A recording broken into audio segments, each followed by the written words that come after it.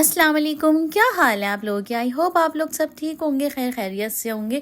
तो करते हैं आज का व्लॉग स्टार्ट। और आज मैं आप लोगों को बताऊंगी बहुत ही पावरफुल वजीफ़ा, और इतना कोई पावरफुल वजीफ़ा है जिसकी वजह से मुझे इतना कुछ सब कुछ मिला। और स्पेशली जो है मेरी जो ख्वाहिश थी ना, वो ज़िंदगी की सबसे बड़ी ख्वाहिश, वो अल्लाह ने पूरी की है।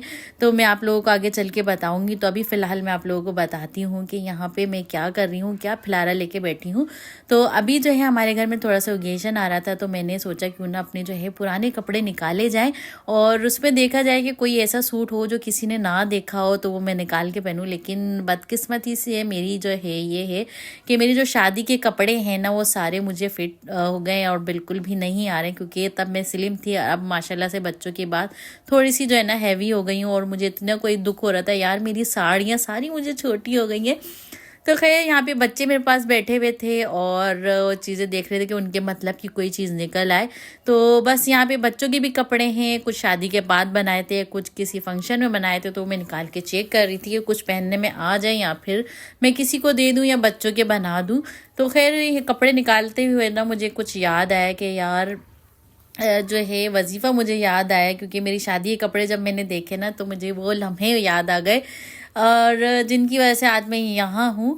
तो बस यहाँ पे जो है ना, ऐसे ही मुझे याद आया कि मैं जो है हमारी जब शादी नहीं हुई थी, तो मैं अपने हस्बैंड के, हमारा जो है हम एक दूसरे को पसंद करते थे, लेकिन हमारे अब्बू जो है ना उसके हक़ में नहीं थे।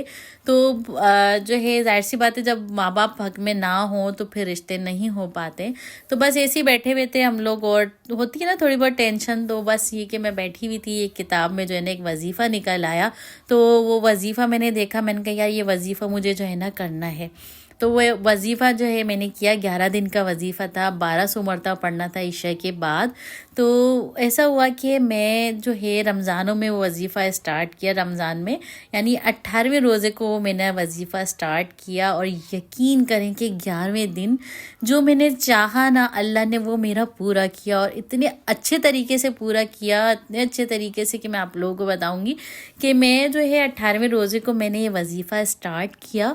और उसके बाद जो है 2 दिन बाद जाहिर सी बात है इत्तिकाफ़ में लोग बैठते हैं, तो मेरी भी ख्वाहिश हुई कि मैं भी जो है ना इत्तिकाफ़ में बैठूं, और वजीफ़ा मैंने स्टार्ट कर दिया था। तो वजीफ़ा जो है मैंने स्टार्ट कर दिया था, और मैं इत्तिकाफ़ में बैठ गई। और फिर ये कि जैसे ईशा की तरावी वगैरह पढ़ने के बाद मैं ये अपना वजीफ़ा स्टार्ट कर लेती थी। मुझे जो है ना 20 से 25 मिनट लगते थे ईशा के बाद जो है ना, ये कि 1200 तस्बीह जो है मैं पढ़ती थी, यानी एक तस्बीह 12 दफ़ा पढ़ती थी। तो उस तरह से 1200 दफ़ा हो जाता था। और 11 दिन का वजीफ़ा था। अगर आप ये 12 दिन का वजीफ़ा कर रहे हैं तो आपको 13 तस्बीह पढ़नी पड़ेंगी। वजीफ़ा में आपको आगे चल के बताऊंगी कौन सी दुआ है, छोटी सी दुआ है, लेकिन इतनी कोई आजमूदा, इतना असर रखती है ना वो दुआ कि आप जो चाहेंगे, आप घर चाहेंगे, आप बेटा चाहेंगे, आपकी जो भी मुरादें ना आप चाहेंगे, वो अल्हम्दुलिल्लाह से अल्लाह पाक आपकी पूरी कर देंगे। लेकिन उसके लिए कुछ शराइत होती हैं। ये कि शराइत ये है कि आपने क्या करना है कि नमाज की पाबंदी रखनी है, यानी फ़राइज़ जो है आपने अंजाम देने हैं पूरे बराबर से। क्योंकि कोई भी वजीफ़ा जब हम स्टार्ट करते हैं ना, तो उसके लिए हमें एक तो नमाज की पाबंदी लाजमी होनी चाहिए, साथ में इस्तग़फ़ार भी हमें पढ़ना चाहिए, ताकि हम जो भी अल्लाह से दुआ मांगेंगे वो अल्लाह पाक फ़ौरन हमारी कबूल करें। और यही नहीं कि नॉर्मली आप जो है ना, आप इस तरह भी दुआ मांग सकते हैं। पहले इस्तग़फ़ार आप 3 दफ़ा पढ़ें, फिर दुआ मांगें, इंशाल्लाह अल्लाह पाक ज़रूर पूरी करते हैं। अच्छा जी, यहाँ पे जो है बातों बातों में मैंने चीज़ी ऑमलेट बनाया था हस्बैंड के लिए, और उसके साथ यहाँ पे मैं रोटियाँ वगैरह डाल रही हूँ, और फिर खाने में मैंने बनाया था कीमा वगैरह। तो बस वो आप लोग देखते रहें। आज जो है रेसिपी नहीं बता रही हूँ मैं आप लोगों को, बस आप जो है ना मेरी वीडियो जो है ना देखते रहें रेसिपीज़। और बस ये कि वजीफ़ा जो है, आज का जो वजीफ़ा इतना कोई पावरफुल वजीफ़ा है। फिर ऐसा हुआ कि कहानी ये हुई कि फिर 11वें दिन यानी जो है लगा लो 29वें रोज़े को मेरी जो चच्ची है ना, वो आई, और उन्होंने आके मुझे फ़ौरन कहा कि ना तुम्हारे अब्बू जो हैं वो रिश्ते के लिए मान गए हैं, और ये कि बस ईद के दूसरे तीसरे दिन जो है ना वो बात पक्की करेंगे। तो बस ये कि मैं इतनी जो है सजदे में गिर के जो अल्लाह का शुक्र अदा किया है ना मैंने, इतना कोई कि बस मैं बता नहीं सकती। कि जाहिर सी बात है, आप कोई आप रिश्ता जो है पूरा करो, हलाल तरीके से पूरा हो, तो अल्लाह भी राज़ी और माँ बाप भी राज़ी, सबकी दुआएं समेट के इंसान को जाना चाहिए। तो बस ये कि मैंने अल्लाह से माना, अल्लाह पाक से मांगा मैंने और उसने मेरा पूरा किया। तो मैंने ये वजीफ़ा 11 दिन में किया ना, तो यकीन करें मैंने फिर उसके बाद जिसको भी बताया ना कि भाई मैंने ऐसे किया था ऐसे किया था, तो वो कहते थे हैं यार हम भी करेंगे। तो इसके लिए जो है ना सबसे पहली चीज़ होती है यकीन, अल्लाह पर यकीन शर्त है। तो बस अल्लाह पे यकीन रख के आपने ये वजीफ़ा स्टार्ट कर देना और आप ये उम्मीद रखनी है कि आपका जो ये ना काम अल्लाह पाक कर देंगे। आपकी जो भी मुरादें, घर है, गाड़ी है, जो भी हो, अल्लाह आपको असबाब बना देंगे, कहीं ना कहीं से वो आपका पूरा हो जाएगा। तो खैर जी, बस उसके बाद जो है फिर इत्तिकाफ़ से मैं उठी और अल्हम्दुलिल्लाह से ईद के बाद जो है मेरी बात पक्की हो गई। और मेरे जो है 2 रिश्ते और भी आए हुए थे। तो एक तो ज़ाहिर सी बात है फुप्पो के यहाँ से रिश्ता आया हुआ, तो फिर उनको भी मना करना एक बहुत जो है ना ज़ाहिर सी बात है दुश्मनी मोड़ लेने वाली कहानी थी।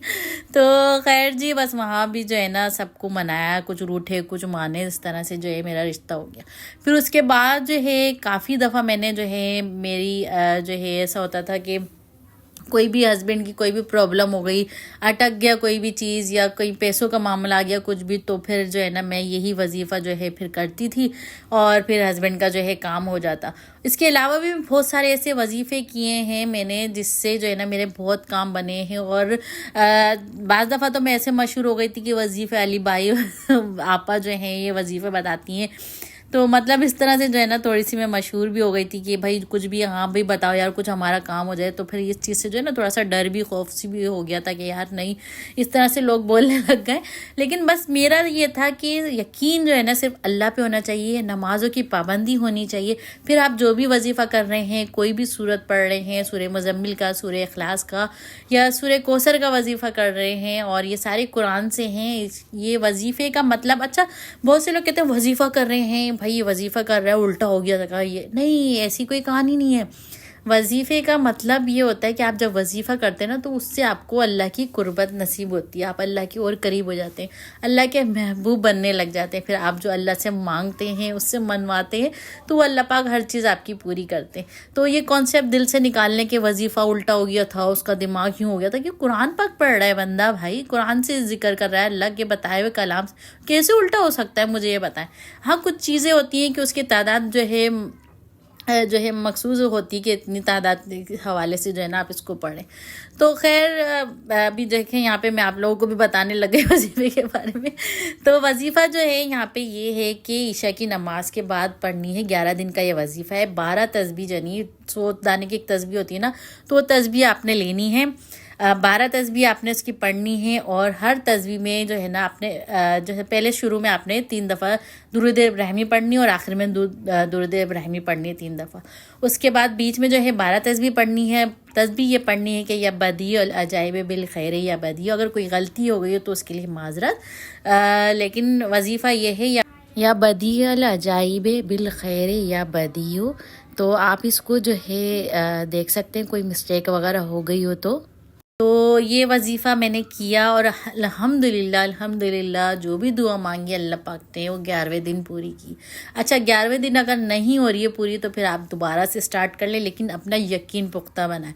तो खैर बस ये था मेरा आज का जो है व्लॉग, और अच्छे से मैंने आप लोगों को गाइड किया होगा, शायद आप लोगों को अच्छा लगा हो। तो आप लोग भी इसको करें और सदके खैरात देते रहें अल्लाह पाक को, और सदके खैरात वगैरह देते रहें ताकि अल्लाह पाक जो है आपके गुनाहों को भी बख्शे, आपके वज़ाइफ जो अमल कर रहे हैं वो पूरे होते रहें। तो ये था मेरा आज का व्लॉग। आई होप आप लोगों को अच्छा लगा होगा। तो फिर मिलते हैं इंशाल्लाह नेक्स्ट व्लॉग में कोई मज़ेदार सी रेसिपी या व्लॉग के साथ, या कोई मज़ेदार सी बात या कोई वजीफ़े के साथ। दुआ में ज़रूर याद रखिएगा और मुझे कमेंट करके बताइएगा आपको अगर और वजीफ़े जो हैं अगर पूछने हैं मुझसे तो मैं आप लोगों को और भी गाइड कर सकती हूँ, क्योंकि मैंने बहुत सारे अमल जो है मैं कर चुकी हूँ और हर पे मुझे ना अल्लाह पाक ने 100% दिए।